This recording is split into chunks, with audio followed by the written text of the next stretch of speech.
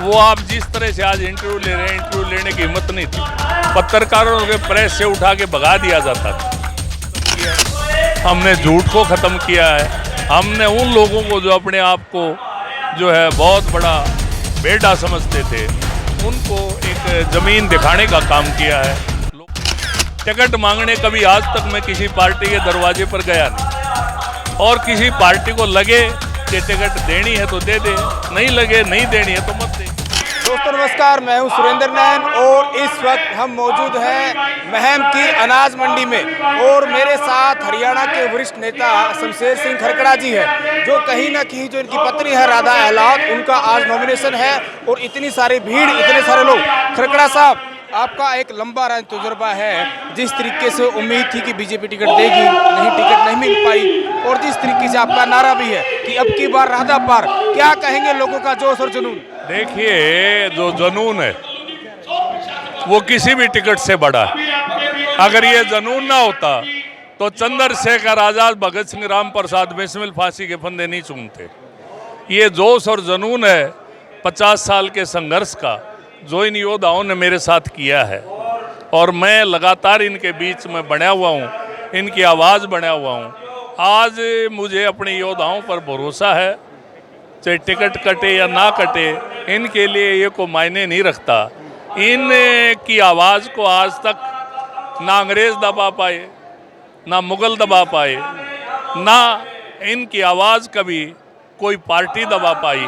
ये आज़ाद किस्म के लोग हैं। ये चंद्रशेखर आज़ाद, भगत सिंह और राम प्रसाद बिस्मिल की तासीर के लोग हैं।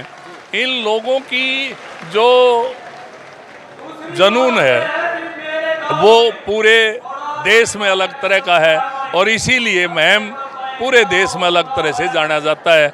उसी का परिणाम है अभी तो लोगों का आने का सिलसिला जारी है। सड़कें जाम हैं, मैं भी मोटरसाइकिल पर बैठ के आया हूँ, और अभी और आने का सिलसिला जारी है। मंडी में इधर उधर 20 से ज़्यादा भीड़ है और आने लग रहे हैं, और ये केवल 18 घंटे का चमत्कार है।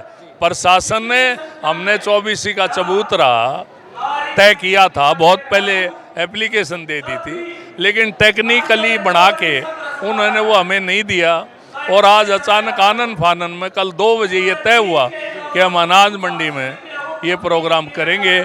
तो आज 18 घंटे के नोटिस पर इन योद्धाओं का इतनी बड़ी संख्या में आना इस बात का सबूत है कि 5 तारीख को जब मतदान होगा तो मशीन में ये अपने गुस्सा, अपना संघर्ष दर्ज करवा के महम का इतिहास बनाएंगे। खरकड़ा साहब, आप हमेशा कहते हैं कि आप राजनीति में इसलिए आए थे कि कहीं न कहीं महम में जो कहीं पैसे की राजनीति चलती है, लूट की जो राजनीति चलती है, कहीं न कहीं आपका मकसद था कि मैं ये सारी चीज़ें बंद करूं, और एक कैसे आम आदमी, कैसे आम जनता जो है बिना पैसे के दबाव के, बिना पैसे के लालच के कहीं न कहीं अपना प्रतिनिधि चुने।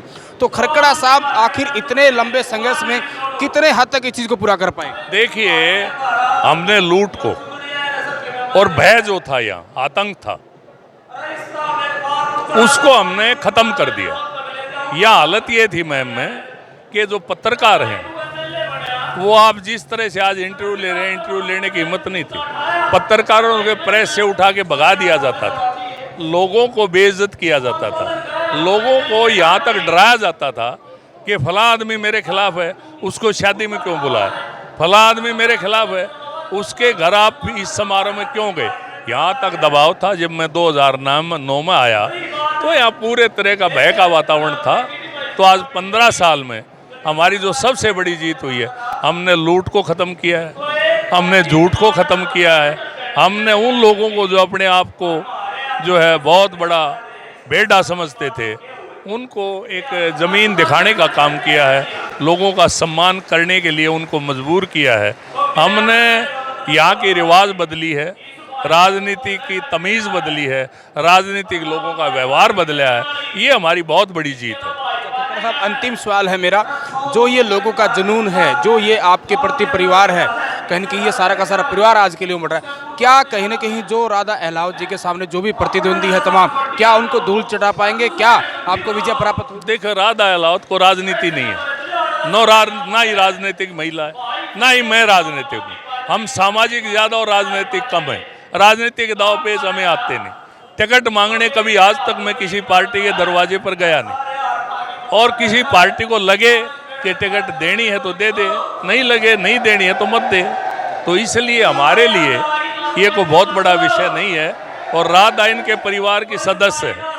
आज इन्होंने अपने परिवार की सदस्या को जो अपमानित महसूस किया, आज उसी रोष का परिणाम है कि इतनी जोश के साथ आज कल पहली दफ़ा बड़म्बा गांव में पंचायती उम्मीदवार होने के बाद इनको जो है ये यहाँ उम्मीदवार बनाया गया, और ये कल पहली दफ़ा निकली है बेडवा फरमाना गांव से।